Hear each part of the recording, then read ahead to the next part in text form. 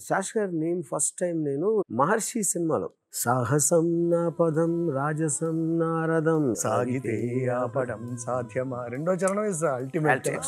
వేడితే లేడి ఒడి చేరుతుందా వేట సాగాలి కాదా. ఆ పర్టికులర్ టైం పీరియడ్లో ఐ ఫెల్ట్ శాస్త్రి గారు ఫార్ సుపీరియర్. అదేంటి పార్ట్లీ ఆయన పర్సనాలిటీ అవ్వచ్చు, పార్ట్లీ ఆయనకున్న బిలీఫ్ సిస్టమ్, ఆయన ఫిలాసఫీ అవ్వచ్చు, పార్ట్లీ అప్పుడప్పుడు కొత్తగా వచ్చారు. సో ఆ డిస్టింక్షన్ అనేది నాకు చాలా క్లియర్గా తెలిసేది.